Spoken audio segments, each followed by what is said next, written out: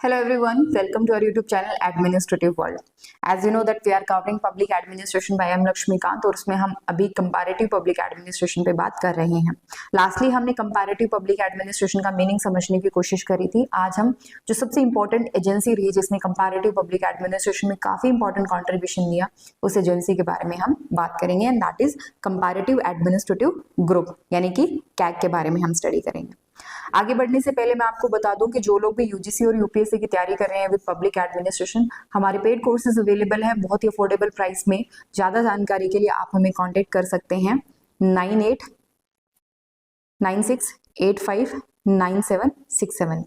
ठीक है, 9896859767. मेरा नाम है मनीषा सिंह और मैं पब्लिक एडमिनिस्ट्रेशन आपको एडमिनिस्ट्रेटिव वर्ल्ड यूट्यूब चैनल पे पिछले 6 सालों से पढ़ा रही हूँ. चलिए आगे बात करते हैं फॉर्मेशन ऑफ कैग की. फॉर्मेशन ऑफ कैग पहले तो ये पता होना चाहिए कैग है क्या. तो कैग की फुल फॉर्म है कंपैरेटिव एडमिनिस्ट्रेटिव ग्रुप. तो मैं अब जितनी बार बोलूंगी कैग वर्ड का यूज करूंगी. आपने कैग से कंट्रोलर एंड ऑडिटर जनरल नहीं समझना है. आपने कैग से, जब हम कंपैरिजन की बात कर रहे हो तो आपने कैग से कंपैरेटिव एडमिनिस्ट्रेटिव ग्रुप समझना है. बनाया कब गया था ये ध्यान रखना, 1960s में बनाया गया था. देखो 1939 में American society for public administration यानी आस्पा का गठन होता है. ठीक है, American society for public administration को बनाया जाता है कब, 1939 में. अब इस अमेरिकन सोसाइटी के कमेटी के तौर पे, इसकी एक कमेटी के तौर पे कैग को इस्टेब्लिश किया जाता है. कंपैरेटिव एडमिनिस्ट्रेटिव ग्रुप को इस्टेब्लिश किया जाता है कौन से साल में, 1960 के अंदर. और ये कैग को कहाँ से पैसा मिलता है, तो ये पैसा जो इसकी फाइनेंस, इसकी जो फंडिंग है वो कहाँ से आती है, वो आती है फोर्ड फाउंडेशन से. फोर्ड फाउंडेशन से. और ये मैं इसीलिए बता रही हूँ बिकॉज जैसे हम आगे बढ़ेंगे ना वैसे आपको पता चलेगा कि इसकी फंडिंग बंद होने के कारण ये जो धीरे धीरे डिक्लाइन आता है ना कंपैरेटिव पब्लिक एडमिनिस्ट्रेशन में, उसकी फंडिंग की वजह से मेनली आता है.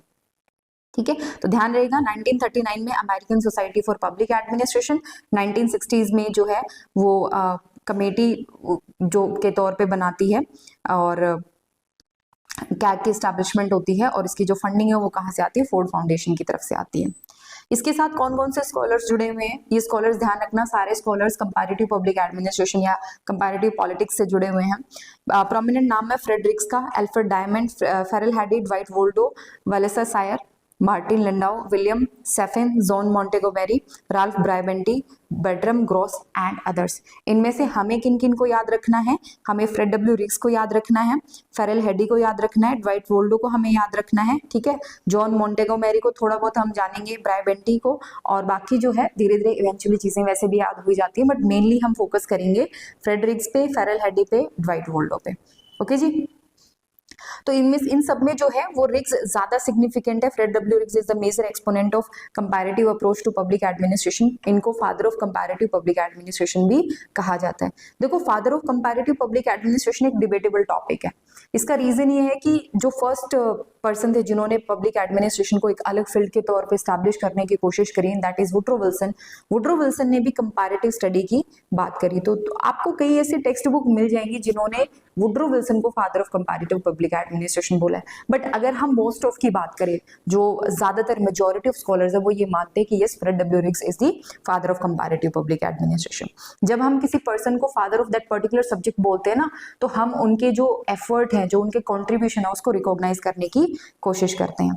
He was the chairman of CAG for 1 decade, 1960 से 1970s तक वो वहां के क्या रहे, चेयरमैन रहे. और उसके बाद में मतलब 1970s के बाद में फ्रेड डब्ल्यू रिक्स को रिप्लेस करते हुए रिचर्ड गैबल जो है वो चेयरमैन बनते हैं. तो ध्यान रहेगा कैग 1960 में बनता है. 1960 से 1970 तक कौन रहता है चेयरमैन, फ्रेड डब्ल्यू रिक्स रहते हैं. 1970 में फ्रेड डब्ल्यू रिक्स को रिप्लेस करके रिचर्ड गैबल आते हैं. तो कंपोजिशन और बेसिक थ्रस्ट जो था कैग का, फ्रेड डब्ल्यू रिक्स उसको ऑब्जर्व करते हुए कहते हैं कि CAG consisted largely of scholars who had served on technical cooperation missions in many part of the third world under conditions which show the accepted administrative doctrines of American practice to be severely limited in their applicability to different cultural situation. यहाँ पर वो कहते हैं कि देखो पहली बात तो ये कैग में वो सब लोग हैं जिन्होंने किसी न किसी मिशन के तहत थर्ड वर्ल्ड कंट्रीज के अंदर काम करा हुआ है। भाई कोई चाइना में गया हुआ है, कोई इंडिया में गया हुआ है, कोई अफ्रीकन कंट्री में किसी ने विजिट करा हुआ है, किसी का एक्सपीरियंस जो लैटिन अमेरिकन कंट्री को लेकर के, किसी का और किसी एशियन कंट्री को लेकर के है। ऐसे लोग हैं जिनका डिफरेंट कंट्रीज में काम करने का एक्सपीरियंस रहा है और उन्होंने ये माना है कि उन कंट्रीज के अंदर जो अमेरिकन डॉक्ट्रिन्स है, जो अमेरिकन प्रिंसिपल्स हैं एडमिनिस्ट्रेशन के, वो बहुत ही लिमिटेड वे में अप्लाई होते हैं। So it was natural consequently that the member of CAG should be keenly interested in the revision of this doctrine on the basis of improved understanding of the forces affecting administrative behaviour in this country. तो ये बात बहुत logical लगती है और ये बात सही भी है कि जब आपको पता है अमेरिकन प्रिंसिपल्स उन कंट्री में लागू नहीं हो सकते, तो आपकी जो अंडरस्टैंडिंग बढ़ी है उस अंडरस्टैंडिंग को आप अप्लाई करें और ओवरऑल जो नॉलेज है पब्लिक एडमिनिस्ट्रेशन की, इसको डेवलप करने में आप हेल्प करें।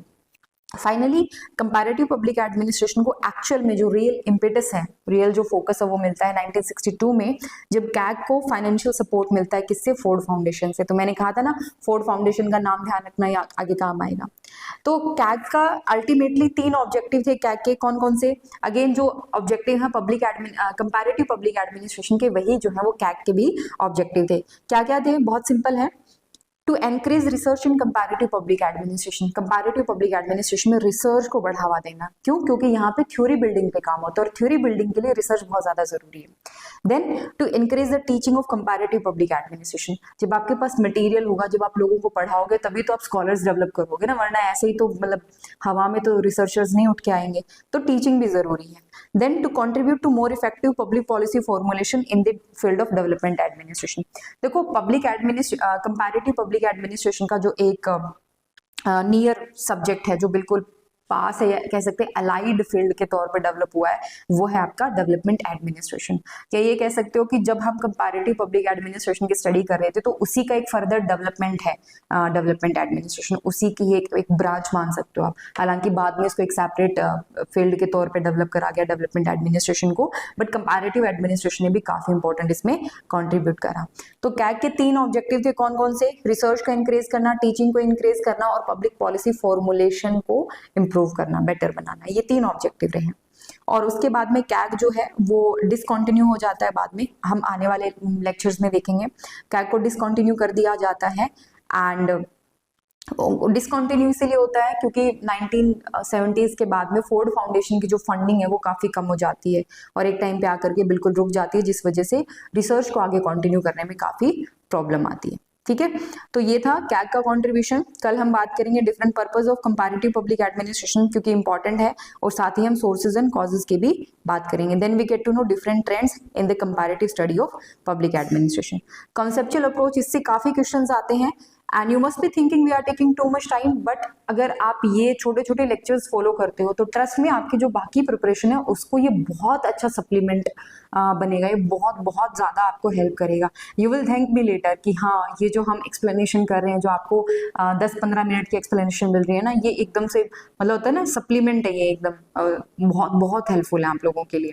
ठीक है जी, तो कल इन सब चीज़ों के बारे में। देन फाइनली डिक्लाइन, यानी अगले 2 से 3 वीडियो के अंदर हम इसको कंप्लीट कर लेंगे, और डिक्लाइन के बाद में जो रिवाइवलिस्ट मूवमेंट रहा उसको कैसे कंटिन्यू किया गया, that we will study. Lastly मैं आपको बता दूं फिर से कि पब्लिक एडमिनिस्ट्रेशन का हमारा जो यूपीएससी के लिए कोर्स है और यूजीसी नेट के लिए कोर्स है वो अभी चल रहा है। क्लासेस जो हैं कंटिन्यू है।